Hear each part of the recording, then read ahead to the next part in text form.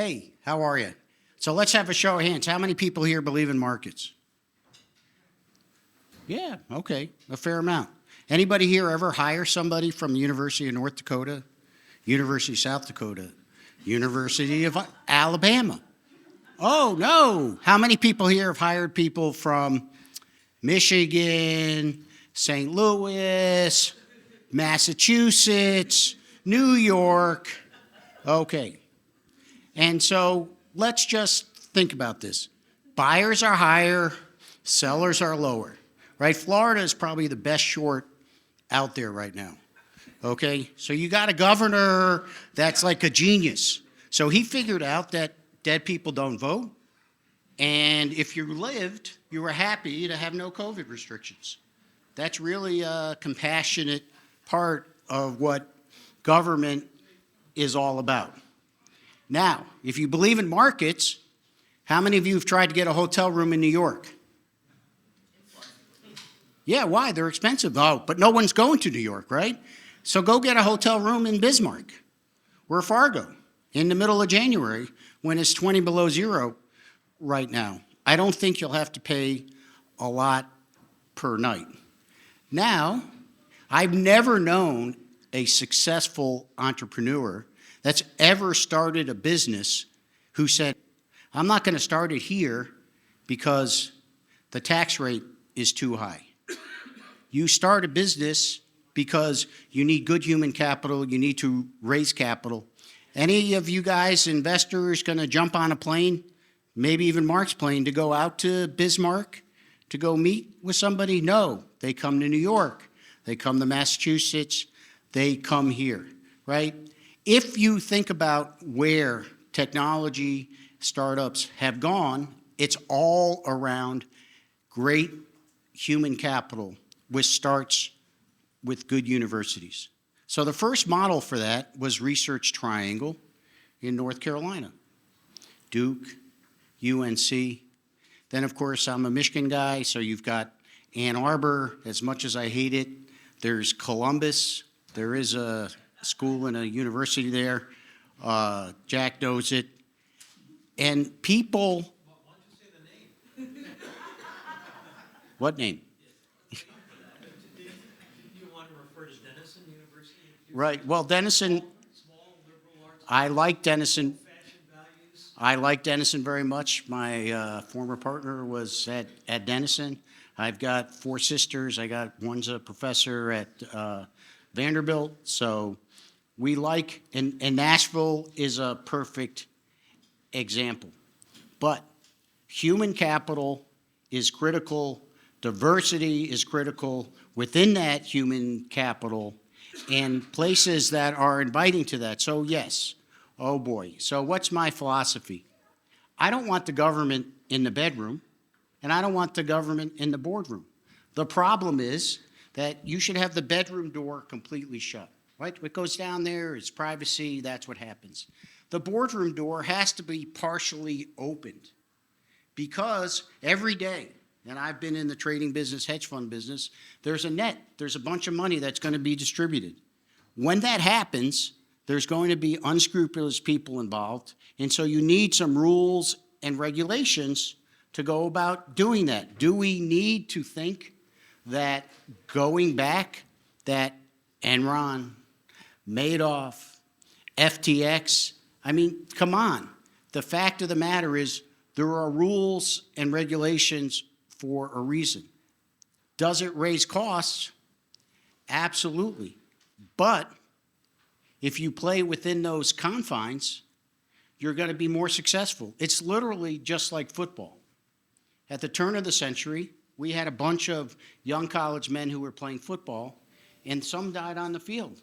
President Teddy Roosevelt said, I don't think it's such a good idea for our young men to be dying playing football. Maybe we should have some rules. Maybe we should give them a helmet. Maybe we should give them pads.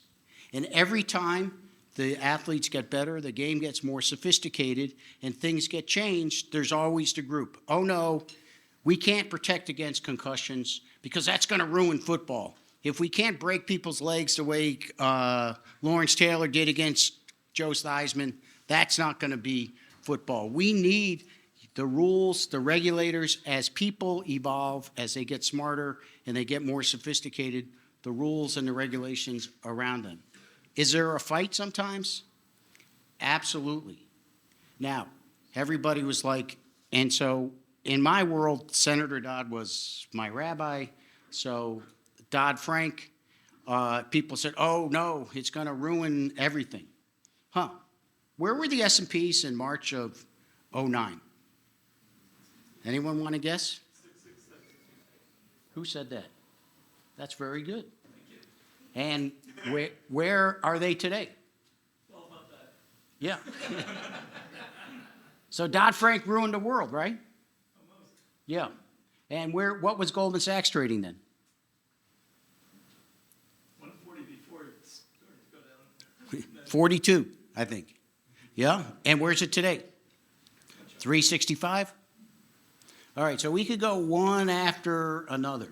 So there are stories, right? Oh, no, I hate New York, but okay. Maybe I should do the arbitrage. I should sell my apartment in New York and buy a place in North Dakota, but I think not. So, Did you come ready to talk about this? About no, half an hour ago? no. He totally set me off because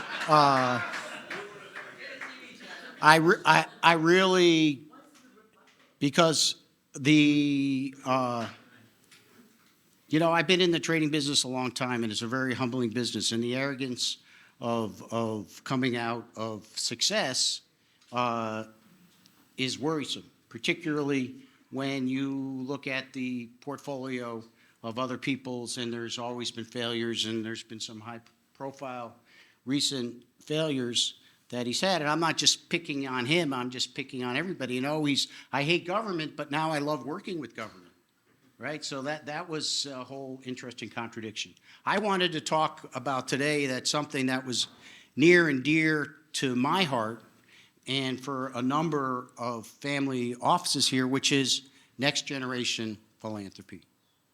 So for those that don't know me at all, besides the fact that I just got set off, I've been very fortunate. I was a founding partner at a hedge fund called Tudor Investment that's run by Paul Tudor Jones. And after '87, we set up the Robin Hood Foundation to help really New Yorkers, because it's the greatest city in the world, and deal with what I call the mobility from poverty.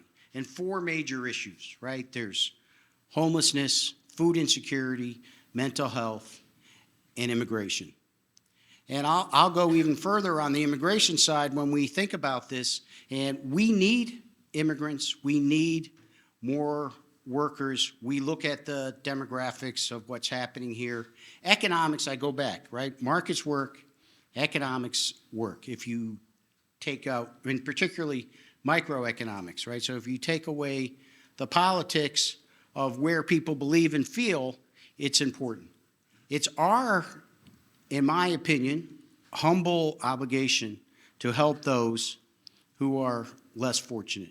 And I think we all know, and we can all tell the same story. In my case, my great-grandparents coming over when all the Jews came over in the late 1800s from Russia and Poland, and we all have that, Italians, Lower East Side, et cetera, et cetera. So we should have that heart, what the Robin Hood Foundation has been involved with. So the first year, 1988, there's four of us in Paul's apartment, and we gave away $62,000. Last year, we gave away over $150 million of goods and services, and that's a credit to many people here who have been supporters in Robin Hood. But now, we need to deal, so I hate to say it, even though I know this, we all do, we wake up every morning, I happen to look in the mirror, and to me, my hair's still 100% blonde. So I probably haven't aged a day since I was at Michigan, but the reality is we as founders are all getting a little older. We have family. My oldest daughter's down here at the Context Conference. She works for a big Asian hedge fund, and it's a little weird, right? Because you see that.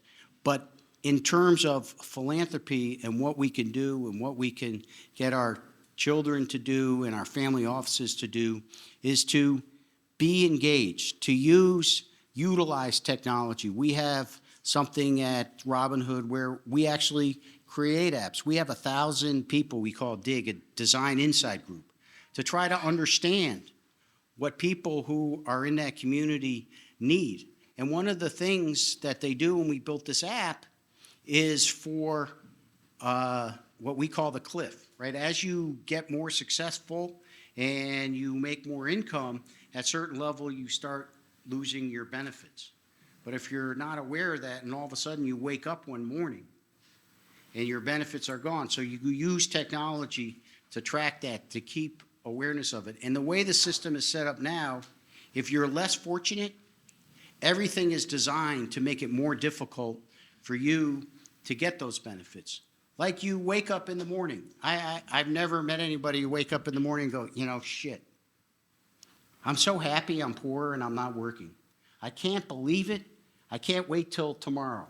Oh, I woke up in the morning, and I'm sure all of us have had this. We've all known people that have had substance abuse issues, whether it's family or friends or colleagues, and the bigger you firm you work with, the bigger the family, you know all of that. Nobody wakes up in the morning and goes, yes, but if we can help them, in the long run, we're making them more productive, we're saving society a ton of money. So the issues that, again, homelessness, food insecurity, mental health, and we know that COVID really affected people's mental health and immigration. So that's what we're trying to grow and focus on. We just did a next generation conference last week, which was fantastic, with Goldman Sachs, and because it's an integration between private wealth, and I know there are people here from big organizations that deal with people's wealth and they have family offices related to them, and I'm looking at you, as you know, and they are very big supporters of Robinhood and things that we try to do. And even though we're focused in New York, we partner with other organizations. And of course, we had an event down here last year because, you know, some people have gone down here. Now, you could talk about different states and the infrastructure, the education needs, and everything else, but you're only as good, every organization, and that I can agree with Kevin on, as your human capital. And so the best universities, the best cities have a ton of human capital. So anyway, that's what I really wanted to talk about, and I'm happy to answer questions, but I have one more question for the audience before I shut up or let people go. So how many people in the audience think the biggest issue that we have in macroeconomics today is inflation? Just one. How many people think the biggest issue is deflation? Nobody. So what are the other issues in macroeconomics that? You know, What? we are facing the biggest debt bubble in the history of the planet within the next 2 years, probably because of everything you just mentioned. It's going to pop. So that's deflation, right? That's deflation. So I'm a deflationist. Well, how many people here admire, we'll try to approach it in a different way. Who thinks that Elon Musk from Tesla, SpaceX, to other areas is ahead of the curve? And I would agree with that. So who was the first person to just cut the prices of his cars? And who just, right, that's deflationary. So we need to be thinking in a different way when it comes to macroeconomics. I have one thing to say. Cost of living, I don't think it's going to go down. It's gone up so much in the last 2 years, and it's going to really impact people's. Yeah, but so that becomes an interesting question of demand and of demand and elasticity, because if the cost of living's gone up with things where demand is relatively inelastic, then the other issues where there's some elastic demand are going to come down a lot because of that, and that's also deflationary. So one has to really dive deep. This is, again, it's my opinion. So, for example, right, people are like, well, I want to be long stocks, I want to be short stocks.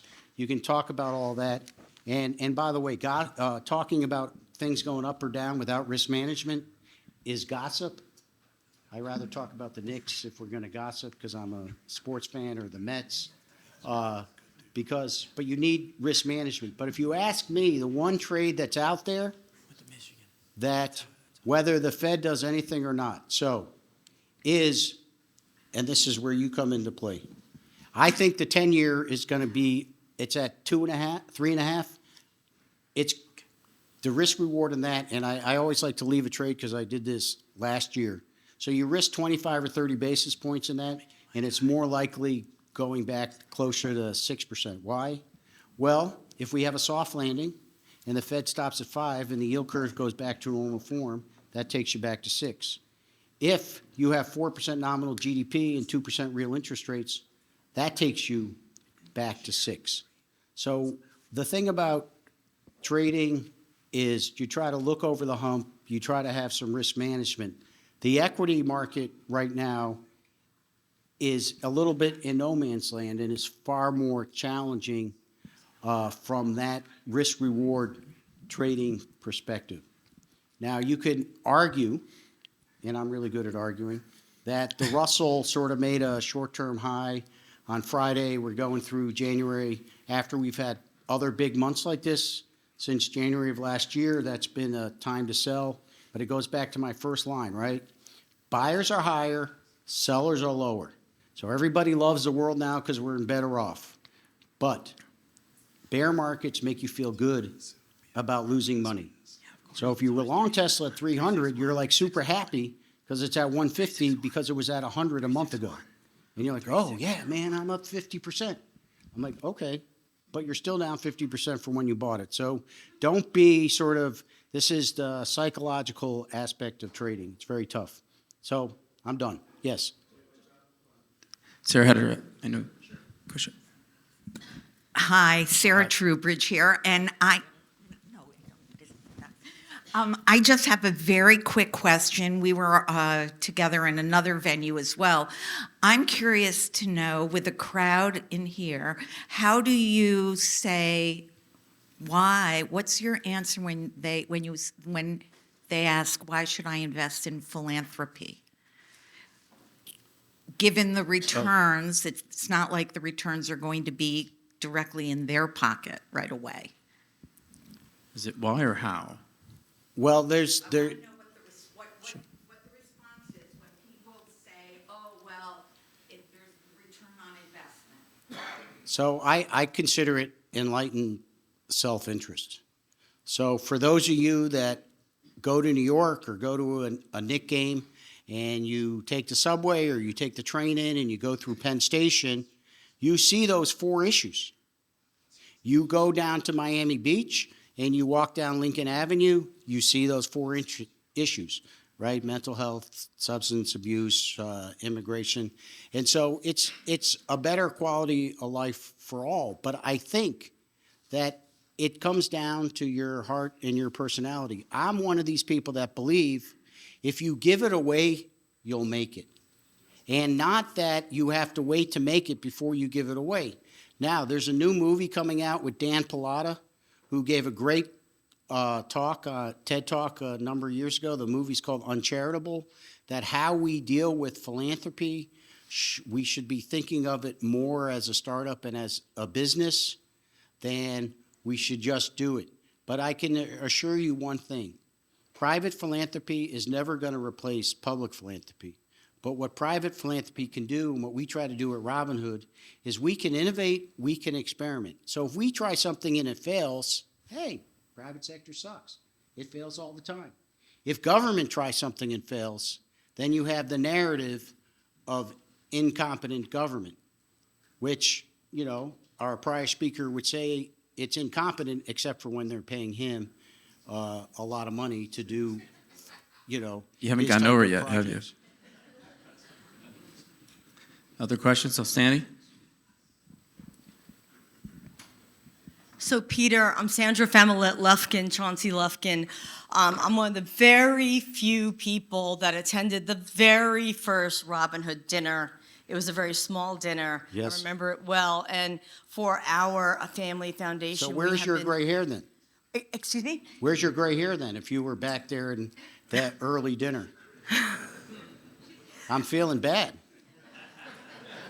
But I just want to say something about Robin Hood. So for my husband and I, we have been longtime supporters of Robin Hood. Thank you, thank we you, have thank seen you. it firsthand what they have done for the kids. They actually have all the graduating classes walk down the aisle. 100% of the dollar actually goes to helping these children, and because it's the board that actually pays for any of the overhead. So it has been one of the cornerstones of our foundation. Thank you. Thank you so much for that. And by the way, for example, Robin Hood was the first funder in New York for charter schools, for KIPP Academy, for Achievement First, as an example, because you really need a holistic approach to success.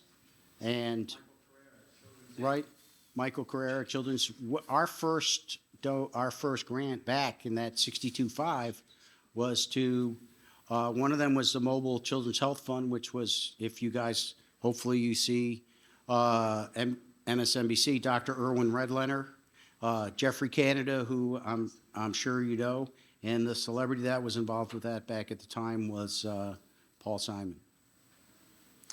So Thank you yeah, so I was much. not planning. Yeah, thank you, Sandra. So I was not planning to ask a question, but I still have a question, which is you mentioned that you invested your first investment or philanthropy project was like 60,000, and right now you did 160 million, if I recall the numbers. Now I would like to know from you the secret of this growth that you did. If you have like something to advise us and give us as an idea, what was your secret sauce, secret to make from 60,000 to end up with 160 million?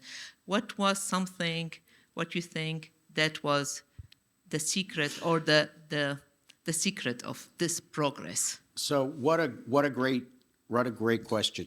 So we knew at the very beginning that we wanted to help New York. We were very concerned after the '87 crash that, you know, things were going to go south in New York City economically. Little did we realize there'd be 9/11 and Sandy and 2008 and last year COVID, et cetera.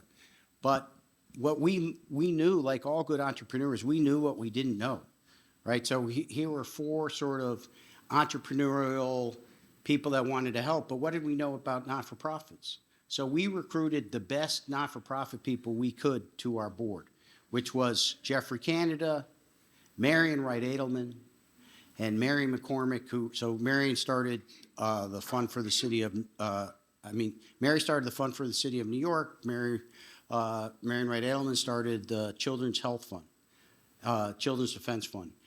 And that was great, except how do we raise money? So if you remember at that first benefit, which was really small, which changed everything for us in terms of getting publicity and raising money and going out there, was when John Kennedy Jr. joined the board. And John Kennedy Jr., and even to this day, who was a great guy and modest, and I give tremendous credit to his mother, because if you think of all the Kennedy children and you think of Caroline, you think of him, and you know, really in terms of great kids.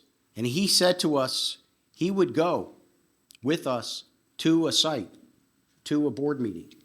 And we have a board meeting in Brooklyn at coming up in February. So we try to get people out of their Midtown offices to a site. And what he changed, and excuse the color, he goes, okay, rich guys love celebrities. Celebrities love rich guys, and everybody loves models. I will make sure that we get them to our benefit, and you're nodding your head because you remember, and guess what? So, and then we said, if we're going to educate, educate. If you're going to have a party, have a party. So our benefit is a party because people are there that want to be there. And so our model was exactly as you said. The board pays for the overhead. We don't have an endowment. That's probably has to change as we get bigger and older. So we're market people. We said, of course, when we were giving out a little money, if the market likes what we're doing, we'll be able to raise the money. And it's been that way ever since. But that sort of limits the growth because if the board pays the overhead, in terms of recruiting new board people, you have to have people that can help pay that overhead. So we probably need an endowment. Some of us are getting older. People have partners. We need, a fund to deal with legacy, right? If people pass and have it in that. But it's so critical to get the next generation there because they want to do stuff. They don't want to write a check and they don't want to stand it at a soup kitchen, which is great, but they want to use their expertise to help solve the problems. And that's what we're trying to get to.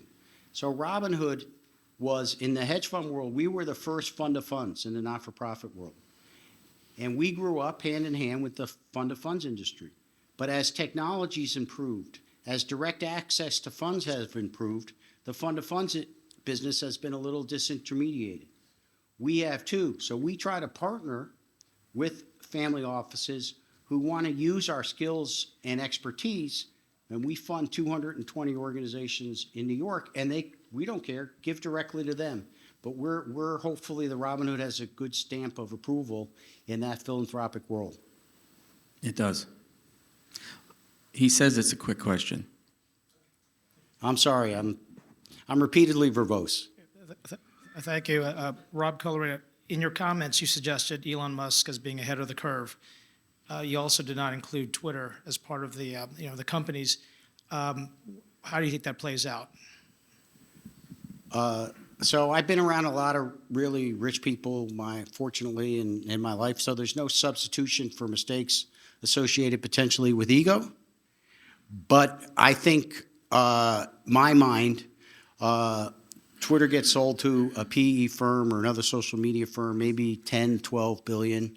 He takes the loss, but given the amount of stock that he owns elsewhere, he more than makes up for it. But he has to intellectually and emotionally agree that it was a bad trade. That's just my guess. I don't have any insight. We could keep going, I know, for hours. Plus, you're like No. extra energy. No, yeah. I got like spicy today. Yeah. Yeah. Yeah, you're like the school you didn't want to mention. You're like they just scored a touchdown and you had to come back. Well, Anyways. they have lost the last couple of years. All right. Okay. Last one. Okay. Rich Sobel. Hi, Hi, Peter. Good how to are you see doing, man? So, you said you believe in markets. Markets work, maybe not always in the short term, but in the medium to long term. Why doesn't our government work? Every year, there's an election. Every 2 years, every 4 years, that would seem to be a market. Why is it that the lessons that you are applying in Robinhood don't work in government? Well, first Just of all, broadly. It's a long term. If you elect a bunch of people that don't believe in government, are you surprised that when they get there, it doesn't work? So that's number one. Number two, of course, the way it is, there hasn't been, except for Bush II's second election, a Republican president that's won with a majority of the country's votes. Did you plant this question? Going back, so these things it demonstrates that it actually, contradictory to what you're saying, it does work. And personally, I'm an optimist, and I think that the pendulum swings, and there's the nutty quotient has gotten a bit out of whack, and the markets will take care of that. Just look how close Lauren Boebert's sort of election working. was this year in Colorado. Yeah. Mark. To be uh-oh. continued. No. No. This, okay, if it's super quick. Yes. I don't know if it goes parabolic, but I think it Because- makes up for more than what he lost it with. So look, thank you.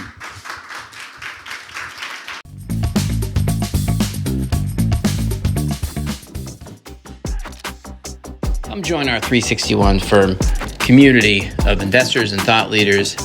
We have a lot of events created by the community as we collaborate on investments and philanthropic interests. Join us.